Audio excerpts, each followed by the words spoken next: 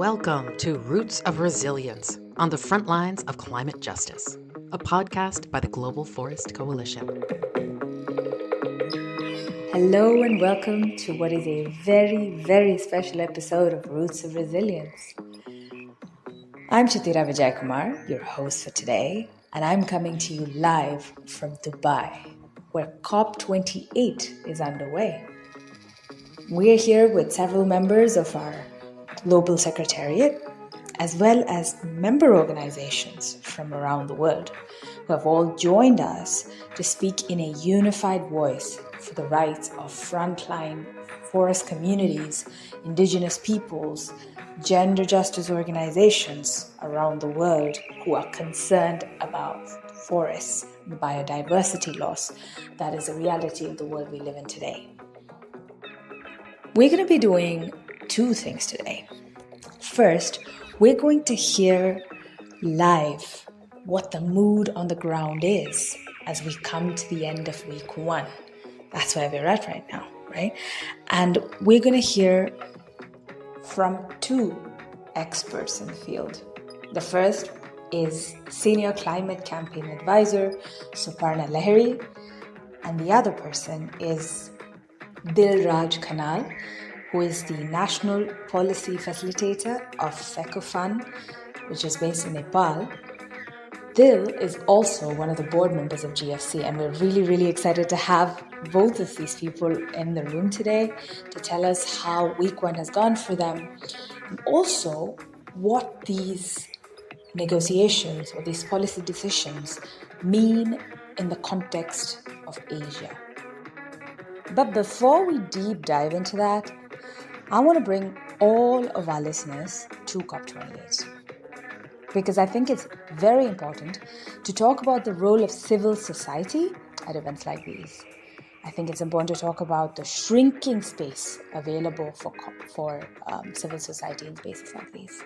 COP28 is happening in Expo City, which is a 438 hectare campus that is located between the cities of Dubai and Abu Dhabi in the UAE. The whole campus is filled with hundreds of buildings that have very innovative, almost futuristic architectural styles. However, we need to talk about the accessibility of these buildings, of the whole event, and we need to talk about the layout of COP28 because I think it reflects the politics of the entire event. All the negotiations, all the policy discussions, all the policy decisions, all of it is happening in an area called B1 on the map of COP28, right? If you look at the layout, there's an area called B1, and that's where all the negotiators are. B1 is replete with food stalls, with coffee shops, with washrooms. You can get water, drinking water anywhere. And the whole place is an air-conditioned, enormous air-conditioned building where you can comfortably spend your entire day and never need to step out at all. However, the civil society spaces, right? Like the Indigenous Peoples Pavilion, the Women and Gender Pavilion, the spaces allocated to the people who are most impacted by climate change, people who are losing their lands, their livelihoods, their lives to climate change. Their spaces, first of all, are about a 35-minute walk in the blazing sun from B1, from where all the decisions about their lives are being made. It's a 35-minute walk. Second of all, these spaces allocated to these frontline communities are tiny, cramped buildings that have no washroom facilities, no sources of water, drinking water in them, except maybe a random cooler or two that obviously empties out within the first half hour of the day because there are so many people in them. And to find food, again, you have to queue up for hours in the sun. To get drinking water from taps, you have to queue up for hours sometimes because the queues get really long. We are placed so far away, both literally and figuratively, from the centers of power. It's almost as if UNFCCC is making it very clear that we do not belong in those spaces, that we are going to be relegated to the sidelines, to the fringes of these events, without access to even basic human facilities, like drinking water. Every day, we see hundreds of people making the trek from the Indigenous Pavilion, from the Civil Society Hub. They make the long trek back and forth, dozens of times to B1 where these negotiations are happening because they want to know. They want to know what is going to be said that day. They want to know how it's going to impact their lives, the lives of future generations, what's going to happen to the land that they live on. So they have to make the trek back and forth. And by the end of the day, people are exhausted. Grassroots communities are exhausted trying to have their voices heard in spaces like this. And I think we have to really bust the myth that these are spaces where everyone has a say, has an equal voice, where everyone can even be heard. Even for able-bodied people, by the end of the first day, you are emotionally and physically completely drained. And yet, we fight. We continue to fight. We refuse to cede our spaces. We say we are here and that we will not be forgotten. And every day, we make interventions. We make critical interventions into the negotiation spaces. We stand up and fight. And I think I want to open this episode by commending every single person here who has gone above and beyond to speak up for their communities, to make their voices heard as loud as possible, and everyone who has refused to back down. Now we're going to move in to the next segment of our podcast, where we're going to hear from Souparna and Dil. You're listening to Roots of Resilience on the Front Lines of Climate Justice, a podcast by the Global Forest Coalition. All right. So first, we're going to go to Souparna Lahiri, who is our policy advisor. Souparna, what can you tell us about the mood at COP28 UAE right now? It all depends on which side you are. There is a big divide, and that divide is not only like you can see between the government and the corporates or the people or the communities. It's like one side is the government and the corporates, and the one side we are all. And then even within that, you have those delegates who represent the big polluters, have the same observer status, and then the community representative, the NGOs, us, is the other side. So depending on which side you are, the mood changes. I can see yesterday I was in a Latin American pavilion discussing the road to Belém, and people were quite kind of nervous, I would say, that what is happening. You know, uh, we are like trying our best to do what we can here. We are trying our best to raise our voices. We are trying our best to reach our governments. But it seems that uh, the governments are not willing to listen to us much. So the question is, what is happening to this space, the UN Multilateral Forum, which should be equitable space for all stakeholders, including the rights holders specifically. And so you have this series of declarations during the first 3 days, the high-level declarations, which seems like very highly ambitious, you know, discourse on perhaps the future of this planet. But if you really get into it, it does not reach or communicate to the people, to those who are vulnerable, those who are impacted by climate change.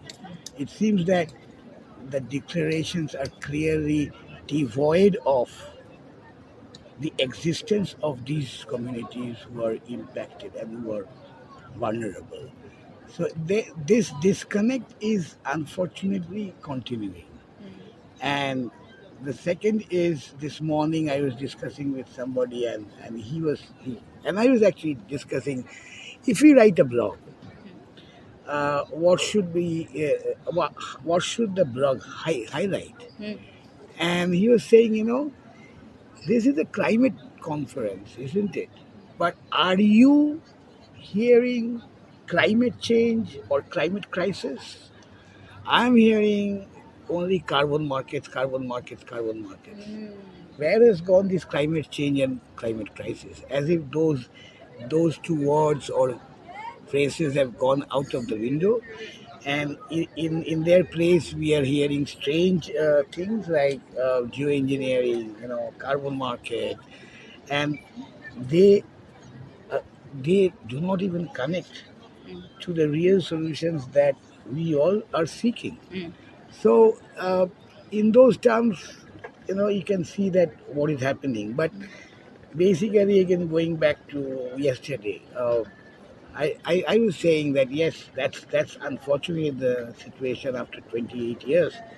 But then I think we cannot leave this place. So we have to reclaim our space within the multilateral fora, and I think in that way we should be much more positive.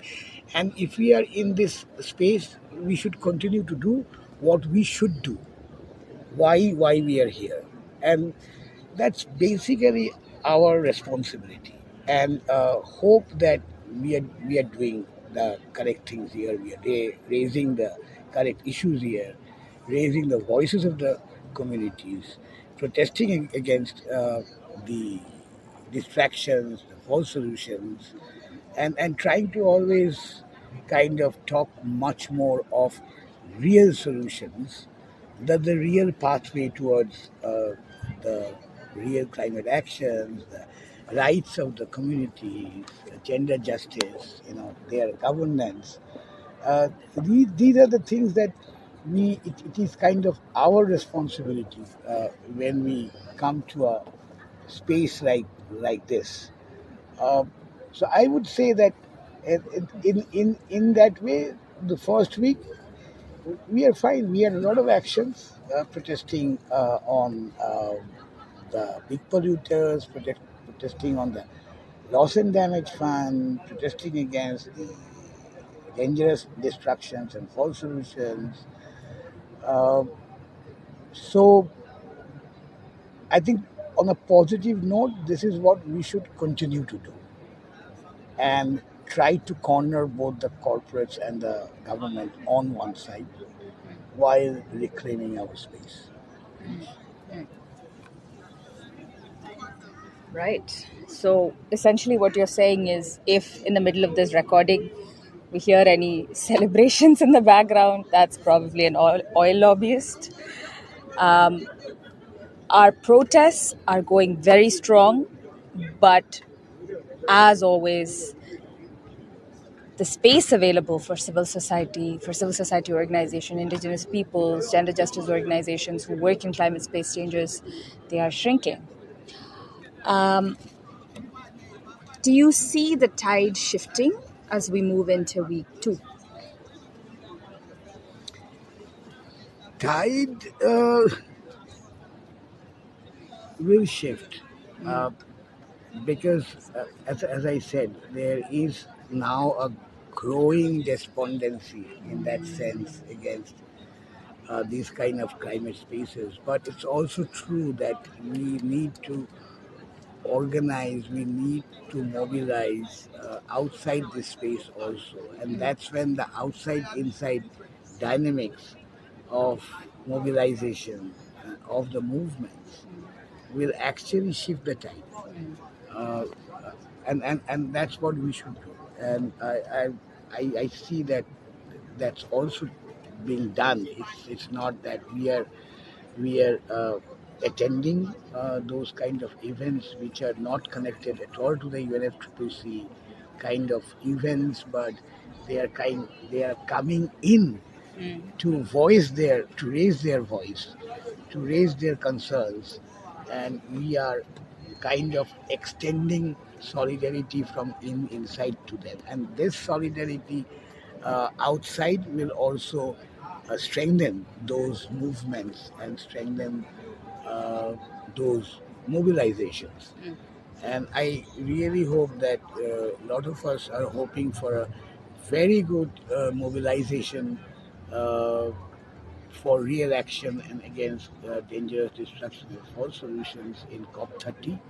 Um, if the communities and people of Brazil and Belen actually gets to mobilize, and I hope they will, they are preparing for that, uh, can mobilize themselves, then perhaps we could reclaim that space in Belen, if not in COP29. Right. So, Dil, we're going to come to you now. So, to pick up off of what we just heard, if we are having a climate COP where climate change is made invisible, civil society is being made invisible, what does that mean for frontline grassroots organizations and community organizations like yours? Thank you very much. Actually, as a member of the local communities, I am closely working with the local communities at ground level who are working since last many years, particularly for the conservation of forest and other different natural resources based on their community-based governance system. Therefore, the local community, including indigenous people and local community, all of them are really contributing for the climate change mitigation and adaptation at ground level. Uh, However, the major, here in COP28, what I saw that there there are lots of gap to maintain linkage between the uh, community contribution and global level negotiation or global level policy making process, because uh, this first week what I saw that the definitely there are different interest group and there are different lobby group here in COP, and majority discussion and dialogues are dominating by the market based approach, and actually very limited space are available to discuss and highlight the right based approach, the human right based approach, particularly to addressing the impact of climate change at ground level, at community level. Therefore, actually my understanding and my experience is that without maintaining very strong linkage between community action, community activities, and global policy making process, it will be really very hard to address the impact of climate change, particularly at ground level, who are really affected, who are really vulnerable communities at ground level. Therefore, my um, experience or understanding is that there is necessary to create space all those communities who are really contributing without any external support, particularly for the addressing of climate change, at impact of the climate change at ground level, community level. Right. So here, since you've been here now for a week, and like you said, you've noticed certain trends which are very unfortunate and not at all ideal. What is your strategy going into week 2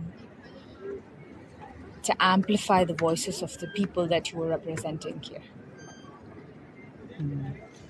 As a community activist or community member, actually for the second week, my strategy is that continuously to consult with different country delegates, government delegates, to create some sort of pressure or to convince them to create a space for indigenous people, local communities, women, and other climate vulnerable community in the final text, particularly in global step taking document and other different document which are really very important, particularly to protect the right and interest of the climate change affected communities at ground level. However, it is not easy because the whole negotiation process is mainly dominating by the corporate concept and market-based approach. Therefore, it is not easy. However, the strategy of the civil society or the strategy of the indigenous people and local communities should be focused on to create pressure, particularly to the government delegates to ensure their voices and concern, particularly in the final documents, which will be approved at the end of COP. Right. Right. So, Dil, you made a very, very important point, which is that doing this work here is not easy. And without question, this process, COPs, are not designed to be equitable.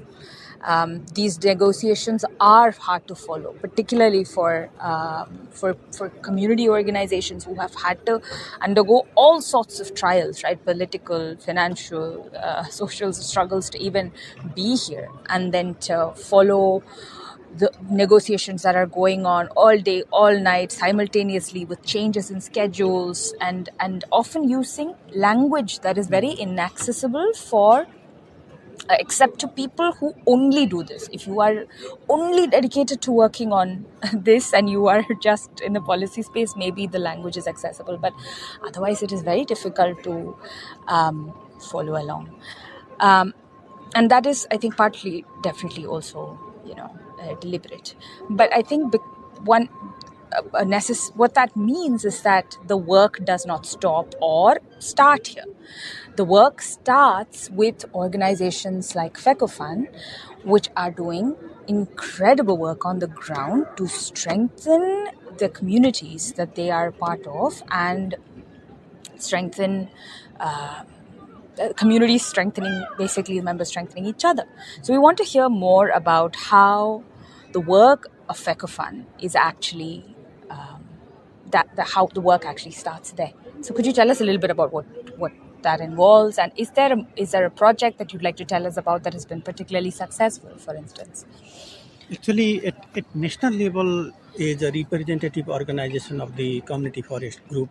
FECOFUN is continuously advocating for the promotion and protection of the right of local communities over the natural resources. During the formulation of NDC and National Net Zero Strategy and National Adaptation Plan, actually we continuously work at national level to influence all those policy documents for securing the community right and interests in the document.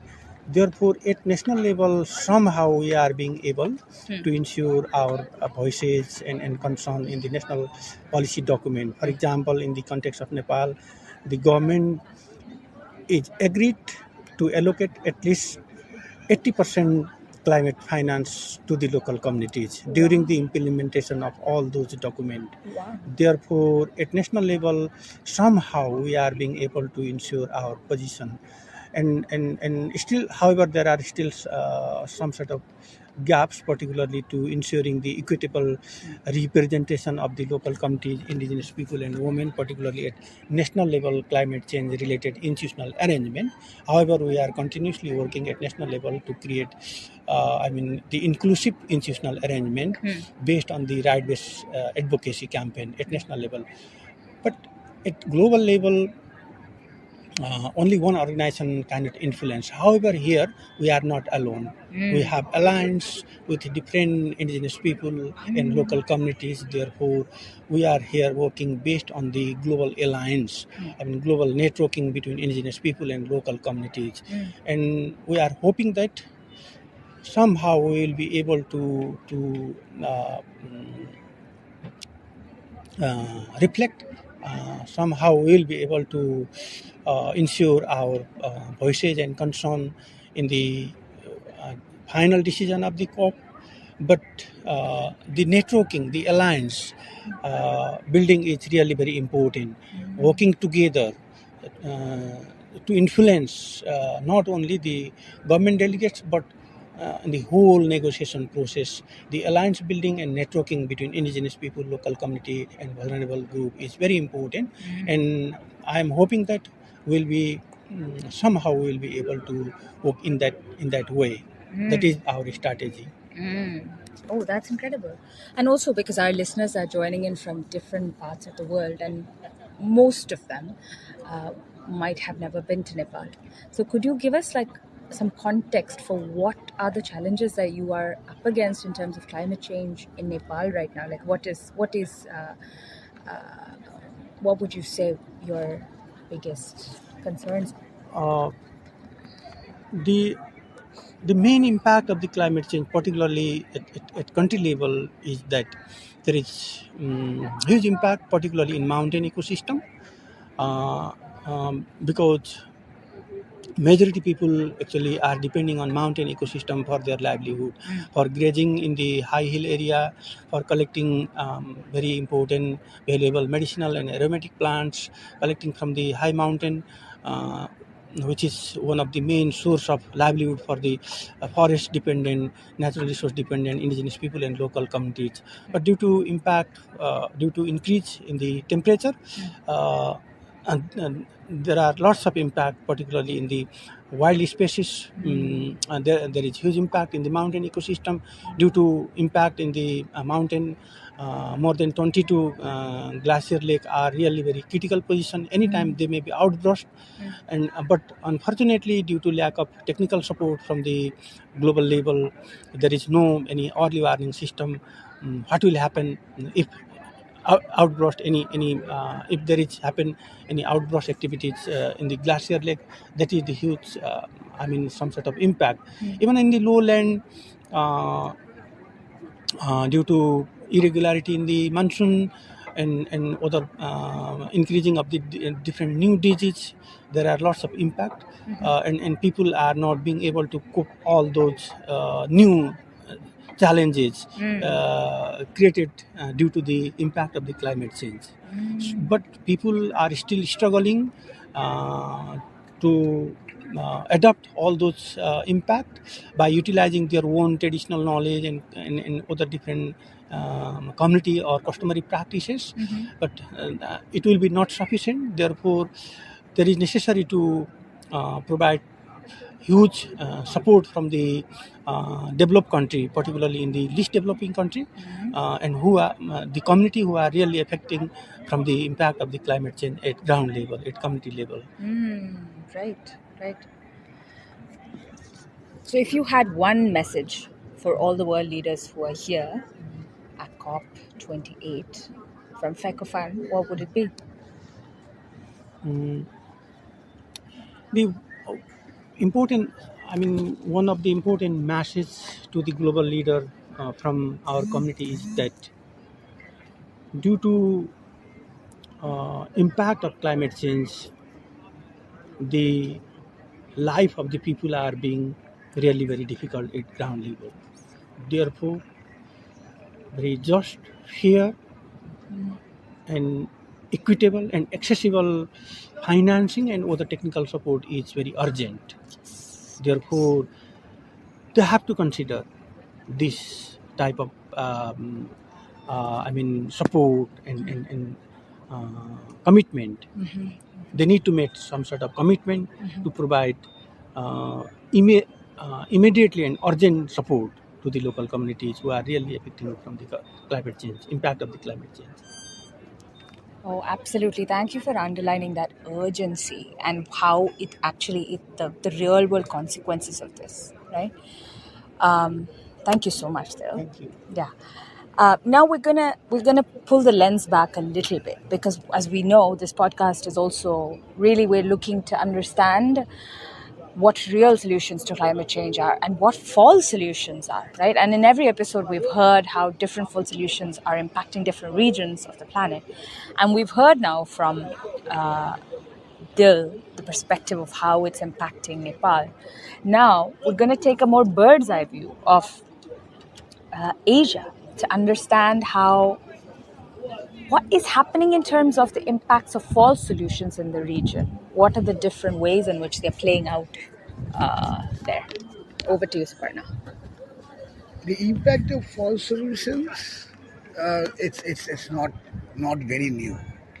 Like the moment as we know the community loses their rights, land and rights to governments, the impact has always been there, and that's negative impact is huge, and it's visible around the Asia Pacific itself, because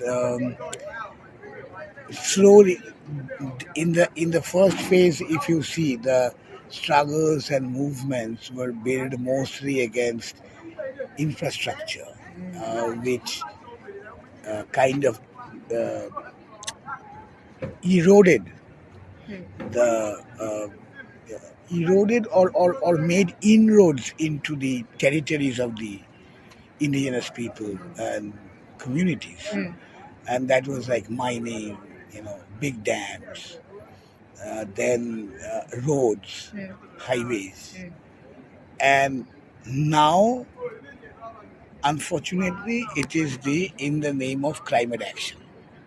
So India is going into. Earlier, India was part of the CDM, regime. China and India were the highest projects from the Green Development Mechanism war, and it had terrible impact on the communities which were living in and around the project sites. Uh, Loss of land, pollution, environmental impacts, all all there, including the sponge iron units, including the plantations that were forcibly made, including the big dams which went in for carbon credits. Uh, Now India is going into for establishing a carbon credit market and a biodiversity market. So we need to understand what is going to come. If you see Indonesia, Indonesia is also going in for a carbon market, and then they are part of the bioenergy generation supply chain now. There is already studies which are coming out of reflecting how how being a part of the supply chain will actually impact uh, on the forest communities, with deforestation rate increasing, and also as part of the just energy transition, so-called just energy transition policy and mechanism, Indonesia is also going to be uh, generating bioenergy. There are some bioenergy plants already there with terrible implications, but now that they are trying to kind of uh, extend the life of coal with mixing 10 to 15% of biomass into the coal-fired plants, which means that uh, this phasing out or phasing down, as the COP language says, is going to be tough.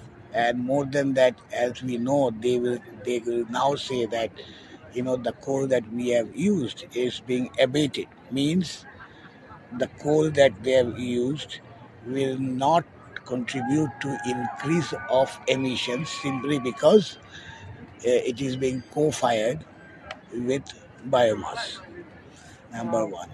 But at the same time, Indonesia which receives uh, forest finance next to Brazil, is also next to Brazil in rate of deforestation.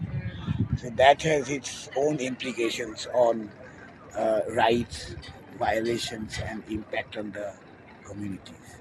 Then we are seeing in terms of East Asia how this bioenergy is rapidly scaling up, including South Korea, and the establishment of bioenergy and carbon capture technology. So it's not only the Southeast Asian countries acting as source of the feedstock for bioenergy plants, but much more is going to be needed if you have a bioenergy and carbon capture plant, and that's not very safe. That's not very scientific. Ultimately, it does not result in reduction of emission at all. Uh, if you see the island countries or those which have uh, kind of the length of coastline is almost like half to three-fourths of the countries. Uh, the sea rising, the coastal region being inundated, the storms and typhoons which are hitting Philippines, the East Asian countries, are continuing.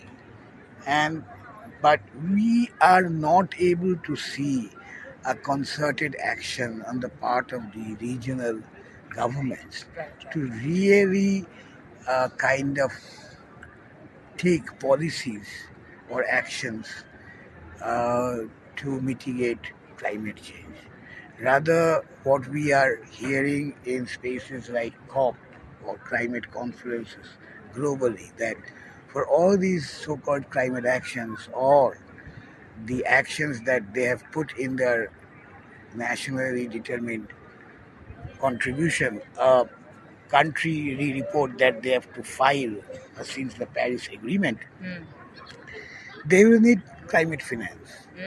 As if climate finance is not flowing to them, they will just sit uh, like a duck and do nothing.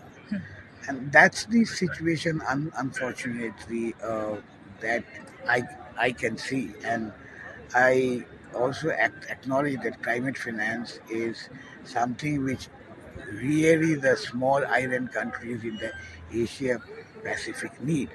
But then the same Asia Pacific island countries are also invaded by carbon projects, are also invaded by bioenergy projects. So that makes their vulnerability increase at a rate which is incredible. And but so those are not the solutions for these kind of countries. And we also regionally and globally we are not seeing a real way out to support these countries other than these countries along with the other developing countries uh, screaming for climate finance.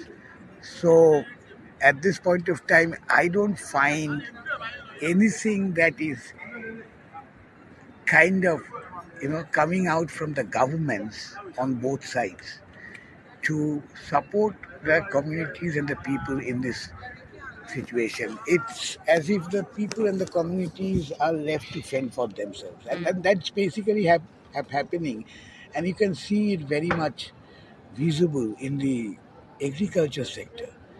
They are the most affected by the changes in climate, and they are trying to fight it out by their own resilience, by whatever they can, by their own traditional knowledge or whatever is useful to them.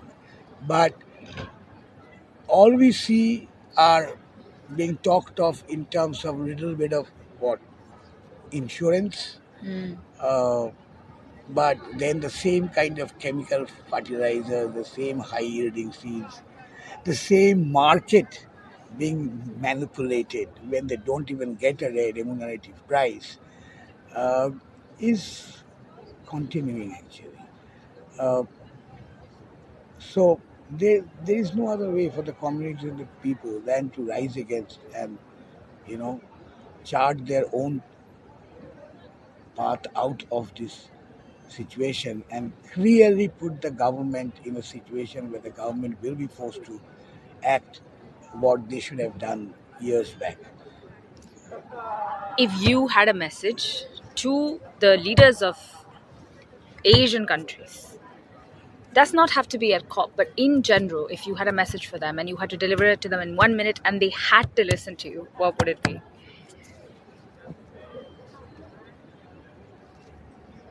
I think they have to have a very nuanced stand on this whole issue of conditional climate action. You know, we don't get finance, so we won't take action. But there are enough finance available in countries like India, Indonesia, China, you know, and they should start a process of using that whatever public finance they have to at least take those kind of actions which are possible, which are immediate, which are rapid, and kind of forge a regional alliance to support the region. You know, I think it's a responsibility of big countries like India, China, Indonesia to come out and have a regional alliance to support the countries. Yes. And not like scream hoarse that, you know, we are not getting climate finance. What is happening? India does not need climate finance. Actually, it has enough public finance. China also is at the same goal. So I would say that this is the hour where you have to support each other mutually within the region, you know, and get things going. Yes, absolutely. And I think this is one of the places, definitely, if not one of the the main place to do it is here at COP, and that's why we particularly appreciate this as a space where leaders in the space like Souparna and Dale are able to come together and sit at a table and talk to us about what they're seeing. Thank you so much to both of you for this incredible episode, for condensing so many complex ideas and issues into a short 30 minutes. Thank you so much.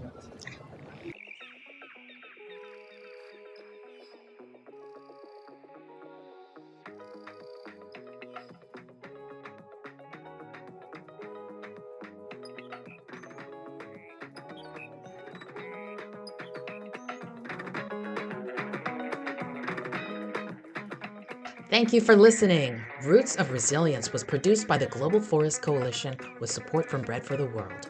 Our theme music is by the Garifuna Collective with permission from Stone Tree Records. Editing was done by Ismail Wolf and Chithira Vijayakumar. I'm Megan Morrissey. Be sure to join us for more episodes of Roots and Resilience and visit our website at globalforestcoalition.org.